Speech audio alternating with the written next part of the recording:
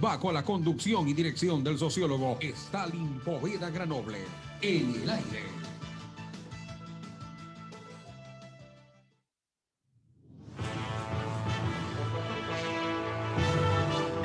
6 de la mañana con 30 minutos, 6:30. Muy buenos días a quienes nos acompañen ya a través de las ondas sonoras de Radio Atalaya 680M y también a quienes nos acompañan a través de nuestras plataformas digitales. Bienvenidos y bienvenidas a este su programa de análisis y opinión sin amarres que se transmite de lunes a viernes, por supuesto, por Radio Atalaya. Es un placer estar junto a ustedes. Importante agenda noticiosa, informativa que vamos a analizar junto a ustedes también hoy en este espacio. Esperemos que nos puedan acompañar hasta el final. Para iniciar, por supuesto, saludar a nuestro compañero Carlos Pacheco, quien está en la sala de controles. Ya junto a nosotros está pues el licenciado Mercedes Montilla y el sociólogo Stalin Poveda Granoble. Licenciado, lo vemos, lo escuchamos, le damos paso a continuación para que también salude a la audiencia. Hola Teresa, buenos días. También saludamos. Vamos a lo que tiene que ver con lo económico. Petróleo está en periodo de precios altos. Sería beneficioso para el fisco, pero incidiría también en los costos de los combustibles. Por otro lado, también nos dice partidos en deuda con informes. No han presentado informe de gasto de la campaña 9 agrupaciones. Y finalmente también nos dice el Universo, Jacobo Bucaram sale de la cárcel de Quito para ir a arresto domiciliario. Hasta ayer no se concretaba el traslado de Jacobo Bucaram Puley. Según su abogado, podría tardar entre 24 y 48 horas para que se cumpla con la orden judicial. Revisamos en este momento también lo que destaca diario El Comercio a través de su portada impresa. Cárceles sin soluciones a la vista, destaca. Uno de los problemas que admiten las autoridades del sistema penitenciario es la falta de dinero. En 2009, el Servicio de Rehabilitación contaba con un poco más de 107 millones de dólares anuales y en este 2021, 91 millones. Un curso para seleccionar a 500 celadores quedó sin efecto. Los estados de excepción no han surtido tampoco el efecto que se esperaba. Familiares de los 79 reos asesinados en 4 centros penitenciarios reconocían el día de ayer los cuerpos en las morgues. Así también nos dice, motines impactan en agenda estatal y de candidatos. Andrés Arauz y Guillermo Lasso lanzaron propuestas para superar esta crisis. Mientras tanto, Derechos Humanos exige acción por crisis carcelaria. Organizaciones piden celeridad en las investigaciones y correctivos en el sistema.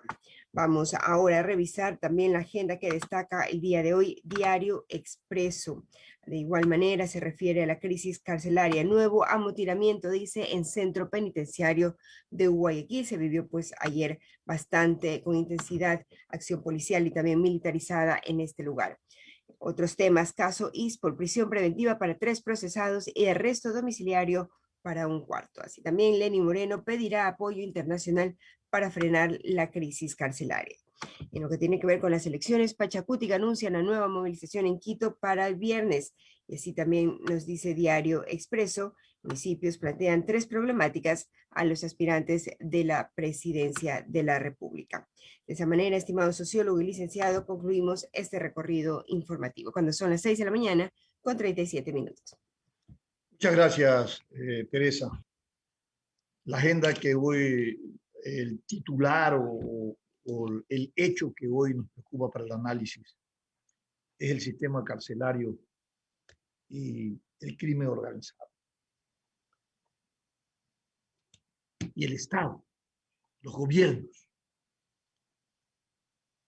Esta trilogía que debe ser las dos fundamentalmente, el sistema carcelario y los gobiernos, constituido en garantes de estos derechos, de la paz, de la tranquilidad por un lado, más allá de que sean condenados delincuentes, pues nuestra constitución también les garantiza su derecho a los PPL.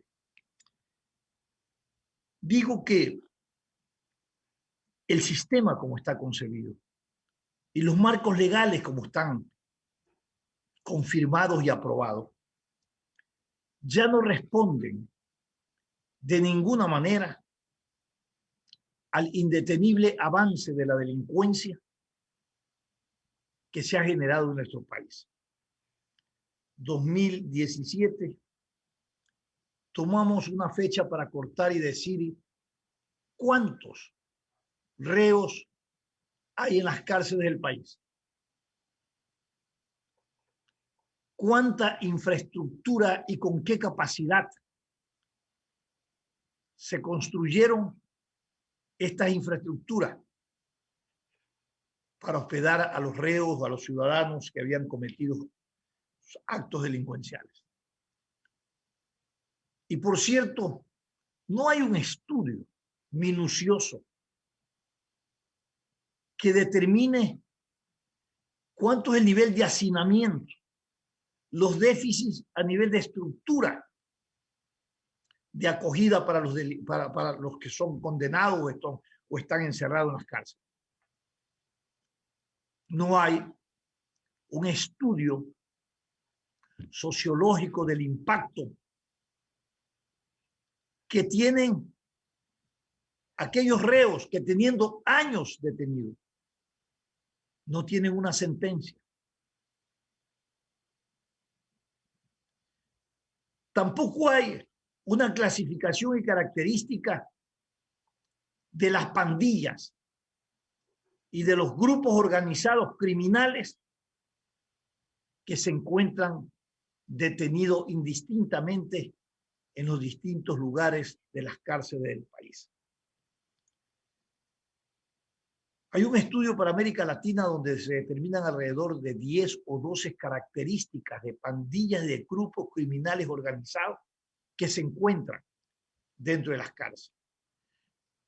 No puede reducirse a la primera determinación de que se trata de las pandillas, que se trata de los grupos criminales del narcotráfico solamente. No, señores, hay otros grupos criminales que no están vinculados con el narcotráfico, que están vinculados con otra actividad delincuencial y que también ejercen desde adentro de las penitenciarías, del sistema penitenciario, todo un sistema para delinquir desde adentro hacia afuera, y es de doble vía, de afuera hacia adentro. Hay cosas que uno se pregunta cómo y de qué manera llegas a este punto de inflexión. Escuchaba las declaraciones en una cadena del señor presidente de la República. Decía que el sistema ya no respondía. El sistema carcelario tenía una estructura que no respondía realmente a esa necesidad y a ese momento que se vive. Pero uno se pregunta, ¿por qué no se ha constituido como política de Estado una estructura, no solamente desde la normativa legal, sino desde lo presupuestario, desde lo estratégico, táctico y de inteligencia policial? Y solo se actúa sobre hechos consumados. Somos reactivos, no proactivos. Tienen que verse videos y hechos de crueldad, brutalidad y barbarie dentro de las cárceles, asesinándose entre ellos a los reos. Y luego exponer sus trofeos, como son las cabezas de los reos cortadas y las extremidades, cual tercena de pueblo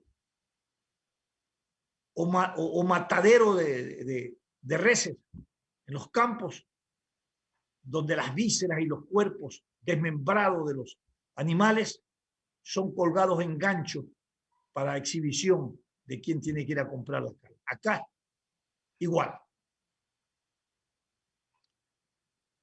Pero más allá de este hecho, de la crueldad y la brutalidad del asesinato, es tanta la dimensión de que el sistema o la delincuencia criminal organizado se tomó este sistema, que hoy reivindican para sí, a través de proclamas públicas dejadas con panfletos y luego con una declaración dentro de las cárceles, con todos los reos que apoyan esa declaración, en donde unos deslindan responsabilidad de ese ataque, de esa crueldad y de esa brutalidad, y acusan a otros grupos criminales organizados. Pero eso no queda ahí. Le demandan al Estado concesiones y exigencias de renuncia, por ejemplo, de funcionarios, demanda de infraestructura, atención y respeto a sus derechos. Por lo tanto, la interrogante, ¿quién maneja el sistema carcelario del país? ¿Quién administra el sistema carcelario del país? Son las bandas delincuenciales organizadas criminales. El Estado ha cedido el monopolio de la fuerza y del control y ha fallado en garantizarnos ese estado de paz y de seguridad. Ha perdido la confianza de los ciudadanos y va a ser juzgado severamente. No hablo del Estado, hablo en general de la estructura, pero en particular de los gobiernos de turno. Este hecho ha modificado conducta y comportamiento de la sociedad en general respecto a la inseguridad que se vive. El mensaje que uno recibe viendo esta crueldad, esta brutalidad, estos asesinatos dentro de las cárceles, nos lleva a una pregunta que tiene una respuesta, que no es un interrogante. Si los gobiernos y la seguridad pública no pueden controlar a los delincuentes encerrados en 4 paredes, confinados y limitados en las cárceles, ¿qué puede esperar el ciudadano y pensar que puede controlar a espacio abierto, a aire libre, la delincuencia? Es impresionante esto. En la noche, cuando nuevamente volvieron los brotes de enfrentamiento dentro de la cárcel, decía la noticia y veíamos motos, carros de la policía, decían 600 efectivos militares llegan para poner orden en el desorden que hay dentro de las cárceles. Bueno, yo decía, qué interesante. Cuando llegaron, se bajaron fuera de la cárcel e hicieron un cordón perimetral. Yo decía, ¿a qué hora entran? No entraron nunca, porque la ley se lo prohíbe. Muy bien. ¿Cuántos habían militares afuera? 600, 700. ¿Cuántos policías habían adentro y cuántas motos había adentro? Decían que adentro habían 80 o 90 motos y 20 camionetas. Y yo me pregunto, ¿y cuántos efectivos había de la policía adentro para controlar? Yo no sé cómo entraron. Decían que habían 100. ¿Y 100 para qué? Para poner orden y decirle a los PPL, entren a sus celdas, ya no se maten. No pudieron ni siquiera hacer eso. Porque estando adentro, seguía el amotinamiento. En la madrugada ya se decía que aumentaron los muertos. ¿Cuántos van? 79. ¿Cuántos van, Teresa? 79 hasta que sabíamos al CIDE. 80 son. Se hablaba de 80 allá en la noche. Ya en la noche aumentó. Pero cuando estas bandas organizadas criminales se enfrentan, no queda en el hecho de que se dieron estos brutales asesinatos y se cobraron su rencilla. ¿Qué va a pasar en las otras cárceles, mi querido Alcides? ¿Por qué se construyeron cárceles donde tú tienes que albergar a 15.000, 20.000 reos? En la lógica formal y los entendidos en materia de seguridad y de control penitenciario dicen que lo adecuado es tener una infraestructura modular. ¿Qué es una estructura modular de cárcel? Donde tú puedas poner o construir cárceles que puedas controlar la masa penitenciaria, la masa que está dentro de, o los delincuentes que se encuentran dentro de esa cárcel. ¿Cuánto sería lo ideal? 100, 200, 300 personas. No sé. Pero ¿con qué criterio se crearon estas infraestructuras? Pero más allá de eso, si tú creas una infraestructura de la dimensión que sea, será para garantizar que esa infraestructura cumple con el papel para el que fue creado. Es decir, dale presupuesto, dale mantenimiento, dale inteligencia policial, dale toda la gestión y la gestión administrativa presupuestaria para que pueda realmente garantizarse y cumplirse con los objetivos dentro del sistema carcelario. Hoy estos hechos ha puesto a la sociedad en la esquina. Esto es lo más delicado. Psicosocialmente, tienes una sociedad arrinconada por el miedo y por la violencia, inseguridad y la criminalidad. Yo, Alcides, Teresa, compañeros ecuatorianos, mi familia, hoy por hoy, más que nunca, siento en carne propia el miedo. Nuevamente invadió mi comportamiento, mi estructura psicológica, el miedo. Ahora tienes que estar atento a todo movimiento, mirar por todos los lados si andas en tu vehículo, quién te sigue, quién te persigue, quién no. Bueno, realmente es una situación bastante delicada. Cuando una sociedad está arrinconada por el miedo, se genera una sociedad anómica, enajenada. Y esa sociedad con miedo solo espera que el Estado, los gobiernos, la salven. Y usted se pregunta, ¿acaso no estamos con ese miedo y ese arrinconamiento producto de los malos gobiernos, de la mala planificación, de las malas decisiones que se toman? Muchos entendidos dicen, ¿cómo creció la delincuencia y el narcotráfico en nuestro país después de que se eliminó la base de Manta? ¿Cómo creció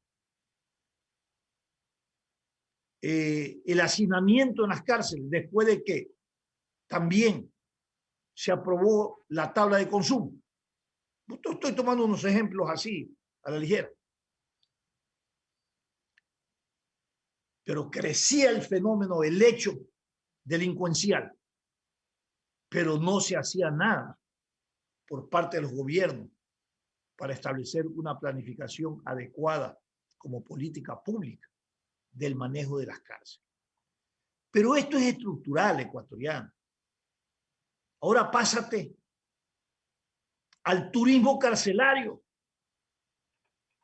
en donde los delincuentes entran y salen como si estuvieran en su casa. Y luego de eso salta a que los que se quedan por sentencia, porque hay muchos que tienen años y no están sentenciados, son una incubadora de perfeccionamiento delincuencial. Porque dentro de las cárceles nunca han tenido un programa de rehabilitación. Entonces, ese delincuente, después de una condena, sale con una conciencia atropellada, contestatario contra el sistema y una venganza reprimida. ¿Y qué es lo que hace? Sale a matar, sale a robar, sale a secuestrar sale a seguir delinquiendo. Luego, esto que es tremendamente dramático. Estos hechos modifican la agenda política de los candidatos. Y como dije, actuamos siempre reactivamente, nunca preventivamente. Pero los candidatos están por nominarse, pues, ¿no? O sea, están por saber cuál de ellos es el presidente de la República, pues. Y la delincuencia continúa, pues, no para. Y después de este antecedente de que sus demandas internas y sus proclamas fueron aceptadas por el gobierno, ya renunció un subsecretario de policía, no sé si es un subsecretario. ¿Cuál es el que renunció al CIDE? Tú que estás siempre con los nombres previstos. El subdirector de ese servicio que administra las cárceles. Ya, perfecto. Orlando Jacome. Orlando Jacome. Acusado por los mismos delincuentes de ser el instigador y manejador de toda esta confrontación delincuencial. Claro, tú tienes que creerle o al delincuente que mata o al que está haciendo el control, entre comillas. Pero como todo en la sociedad, porque este no es un problema que tú lo focalizas dentro de los sistemas penitenciarios. No, señor. Estas bandas criminales han infiltrado la institucionalidad, la justicia, la política. ¿Acaso no se conoce de candidatos que son financiados por el narcotráfico, por la guerrilla? ¿Acaso no se conoce que destacamentos policiales y militares sirvieron de centros de acopio para el tráfico de drogas? ¿O es que nos olvidamos al CIDE? Lo recordamos, ¿no? ¿Acaso no se conoce que infraestructura militar, vehículos, helicópteros, todo, han sido utilizados para transportar drogas? ¿Y acaso no se conoce que altos mandos militares han sido juzgados, sentenciados y policiales también por estar en el contubernio, en el negocio del narcotráfico y de la delincuencia y del crimen organizado? ¿Y acaso no se conoce que jueces han sido también enjuiciados? Han sido también cancelados sus puestos porque han fallado a favor de traficantes y delincuentes. Entonces, todo el sistema ecuatoriano está corroído. Pero no caigamos en esa cultura del fatalismo, ni escuchemos esos sonidos de aquellos que quieren que todo en el país esté alterado y convulsionado.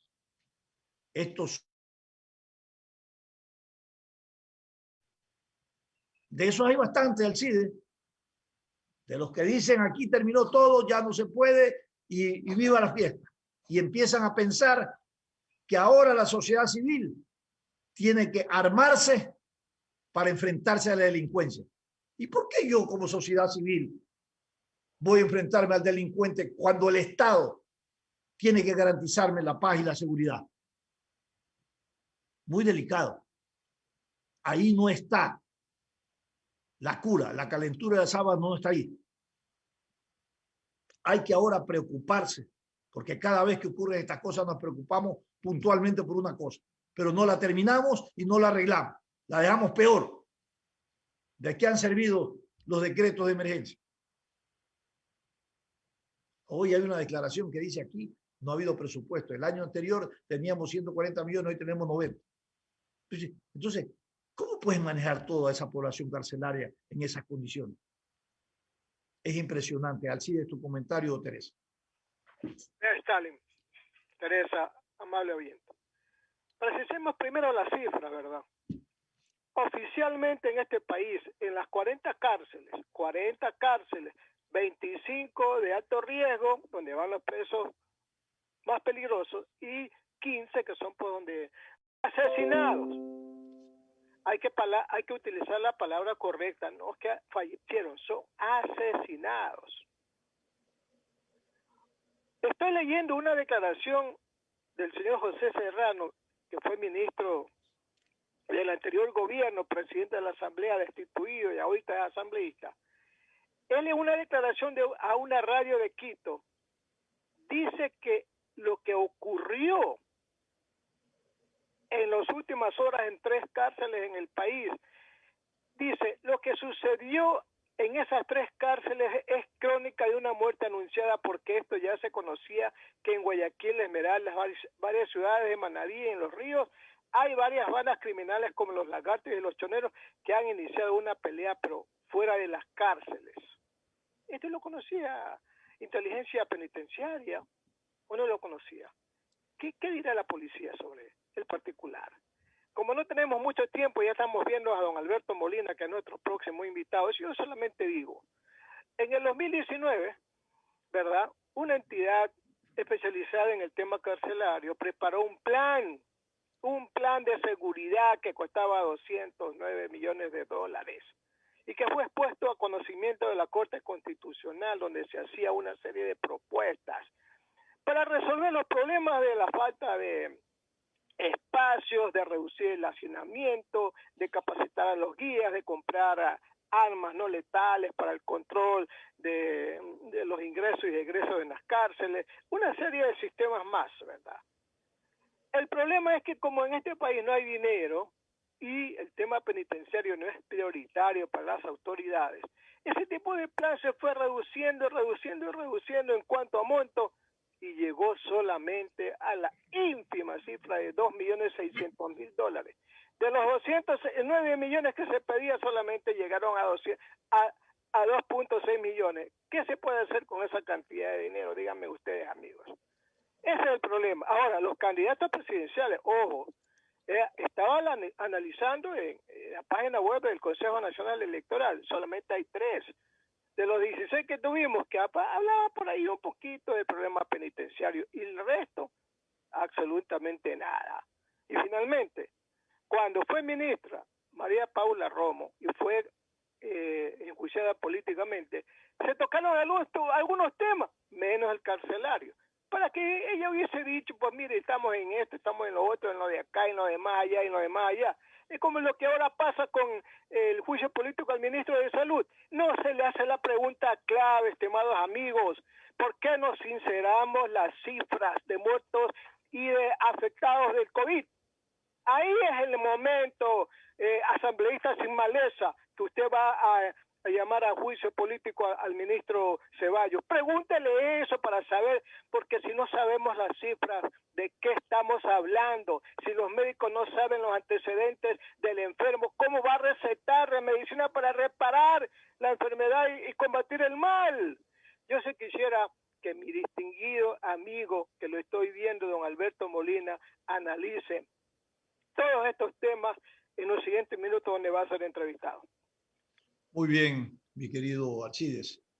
Este tema de la crisis carcelaria es un problema estructural. Va más allá de lo presupuestario. Va más allá de los anuncios de coyunturas políticas.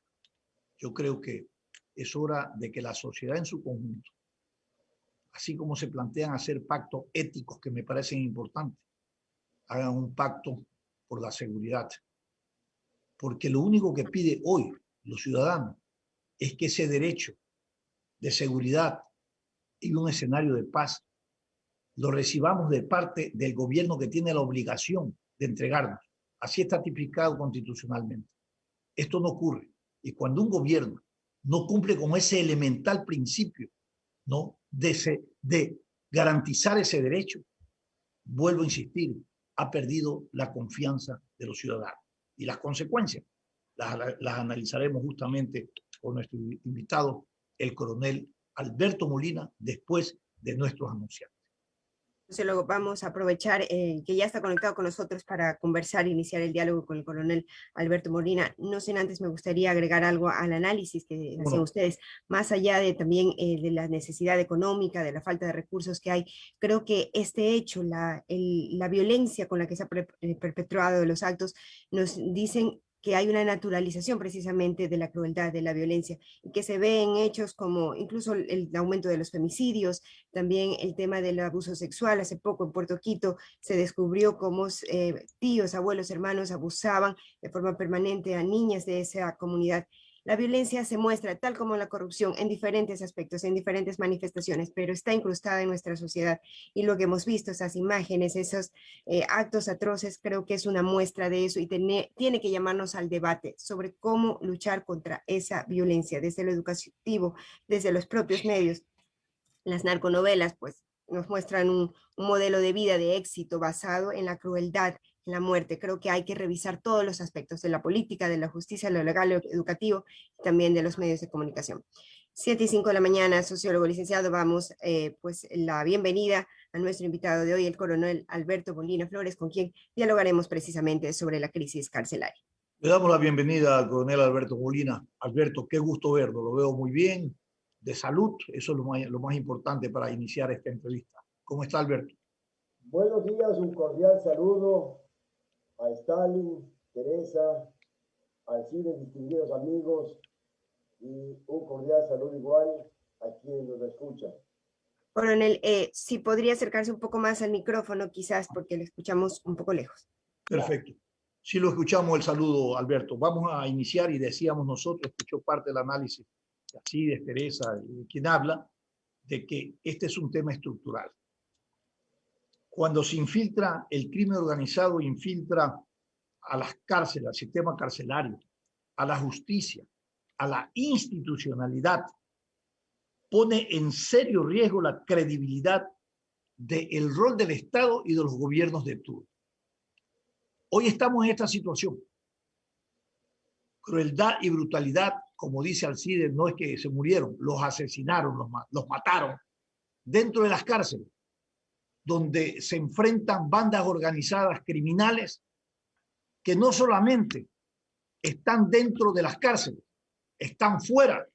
Y no solamente en nuestro país, este sistema de bandas organizadas criminales está en el narcotráfico, está en la delincuencia común, sino también en la estructura del Estado y en los intereses de la inversión pública, donde esas bandas criminales organizadas también hicieron de los recursos del Estado y de la inversión pública su festín. Infiltraron sistemas judiciales, autoridades e infraestructura de control público.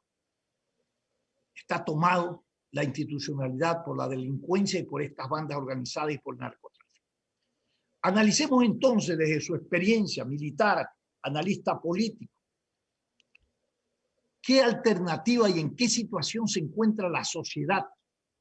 Luego, qué política pública debe de adoptarse para frenar esta creciente inseguridad y delincuencia a la que han sometido a la sociedad y que está arrinconada con el factor del miedo y que no sabe cómo reaccionar. Buenos días y bienvenido, Alberto. Bienvenido, muchas gracias y un saludo cordial nuevamente.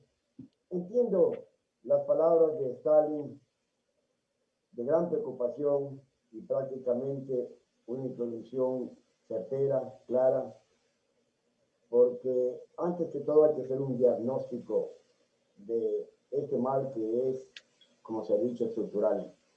Es un mal endémico en nuestra sociedad, desgraciadamente. Realmente es comprensible la vehemencia de Alcides, escuchado con atención sus palabras. No le falta razón, porque en este país o nos acostamos o nos despertamos con un problema cada vez más grave, más complejo, en todo orden. Esta vez ha sido este baño de sangre que se ha dado en las cárceles de Guayaquil, Cuenca y Cotopaxi. Desgraciadamente le escuché al director de las cárceles, el señor Moncayo, que trataba de explicar este problema. El tema no es de banalizar y decir son fruto de enfrentamiento de bandas criminales. Hemos dicho, es un problema estructural. apareció este momento la punta del iceberg con sangre, con macabras escenas que vimos todos. Desgraciadamente yo no pude ver más que 2 o 3 escenas porque realmente me quedé paralizado de ver tanta sevicia, una brutalización de la condición humana. Pero eso tiene causales. Veamos, ya Alcides mencionaba, el hacinamiento en la mayoría de centros carcelarios superan el 100%. Veamos, en 2014, la población carcelaria era de 23.351 internos de forma exacta. Ahora bordea los 40.000 internos de todo el país. El 93% de presos son hombres, señores. El 7% de mujeres. Aquí viene lo grave y preocupante para la sociedad de ese porcentaje de hombres. El 78% fluctúa entre 18 y 32 años, es decir, en una edad económicamente productiva. Ese es un punto gravísimo que debemos considerar en nuestro análisis. Si bien es cierto, en la Constitución reza que la protección interna y el mantenimiento del orden público son funciones privativas del Estado y responsabilidades de la Policía Nacional. Si bien es cierto, nuestra policía ha ido creciendo institucionalmente, cualitativa y cuantitativamente, pero no es menos cierto que no solamente que hay que darle las misiones a la policía, sino también los medios, señores. ¿Qué pasa? Las Naciones Unidas nos dicen que en una sociedad, digamos, más o menos, ¿no?, a lo correcto, debe tener 4 policías por cada 1.000 habitantes. En el país tenemos 2.7 policías, es decir, tenemos un déficit, además de cumplir un sinnúmero de actividades. Incluso la misma alcaldesa hace un par de meses señaló que más o menos 500 policías están dando resguardo a más o menos 150 personas que tienen prisión domiciliaria. Es decir, como el dicho popular, que repican y recogen las limosnas, señores. Entonces, el tema es grave. Hablaba de los guías penitenciarios. Los guías penitenciarios no tienen una buena formación ni entrenamiento para enfrentar este tipo de problemas gravísimos. Hay un déficit de 70%, ¿no? Es decir, 3.153. Igual, las Naciones Unidas y la OEA establecen que deben haber un guía penitenciario por cada 10 presos. En este país hay un guía para cada 26 presos. Es decir, tenemos un déficit de 3.153. La última incorporación que se hizo fue el año 2017, hace 4 años. Señores, entonces, esto es gravísimo. El Código Orgánico de Seguridad del Estado, esto es importante señalar y que nuestros amables escuchas, ¿no?, consideren. Dice, el Código Orgánico de Seguridad del Estado, que está en el Congreso, en la Asamblea Nacional, hace más de 2 años, tiene entre sus leyes el Sistema de Seguridad Ciudadana y de Orden Público y el Sistema de Inteligencia, instrumentos sumamente necesarios para que la policía tenga un eficaz cumplimiento de su misión. Vea usted, hay más de 200 policías, ¿no?, enjuiciados por los mismos presos que han sido detenidos por ellos.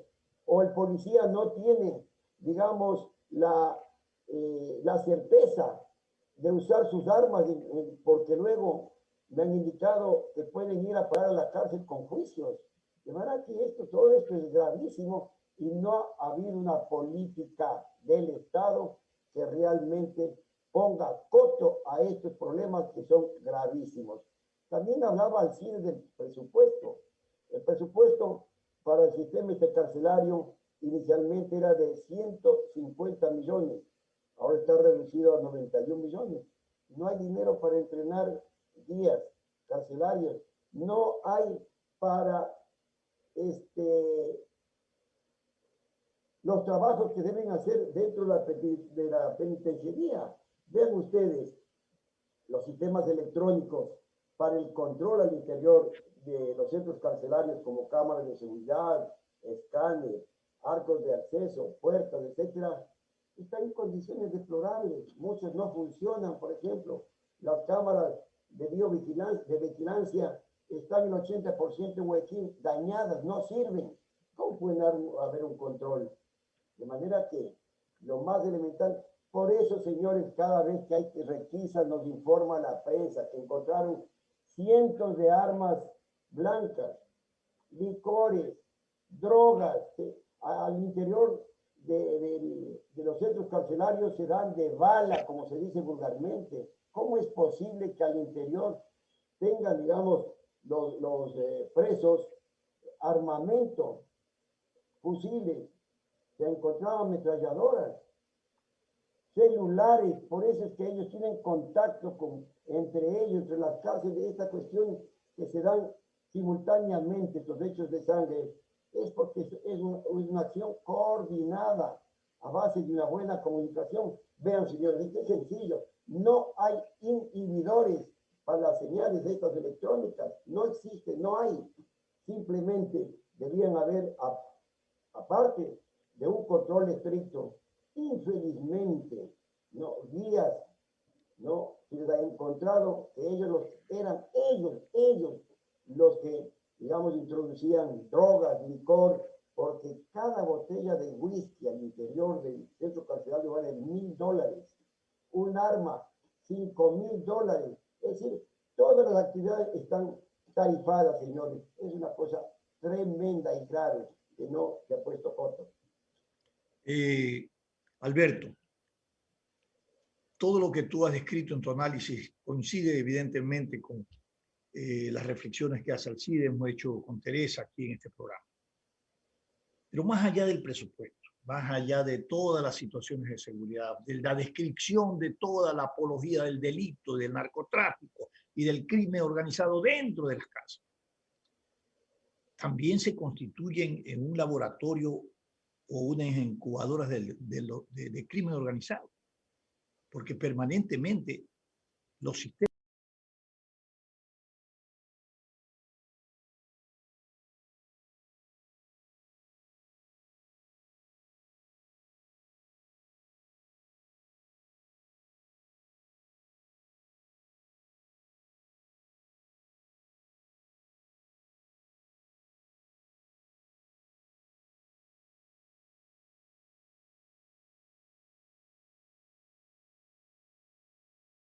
Pero ¿qué medidas tomó? Podría aportar con mucha más ayuda.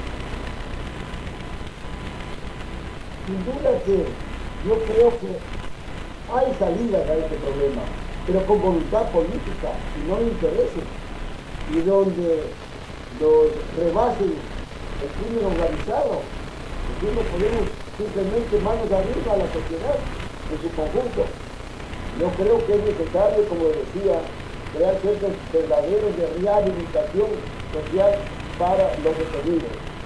Señores, fincas, fábricas, centros electrónicos, digamos que con el arreglo de televisión, de cocina, microondas, en fin, hay gente especializada que está detenida y puede ser ahí el germen para crear verdaderas escuelas, hacer un convenio con CERCAP para darles, digamos, entrenamiento para que también aprendan un oficio. Y como bien decía, hay países donde la empresa privada también ha dado cuidados de arena, digamos, creando pequeñas fábricas, centros, por ejemplo, de fabricación de ropa para los mismos presos que quieren una gran cantidad de uniformes, las toallas para el uso diario. Yo creo que hay muchísimas cosas que se pueden hacer, ¿no?, para primero aliviar el peso al Estado, es ingente cantidad de dinero que tiene que orientar, en vez de orientar a otras actividades importantísimas, los centros carcelarios.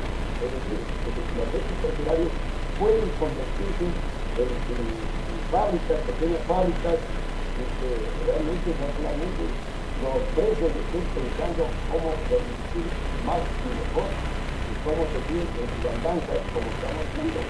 Yo creo que el Estado en su conjunto y la sociedad nos puede darnos respuestas positivas como acaba de hablar.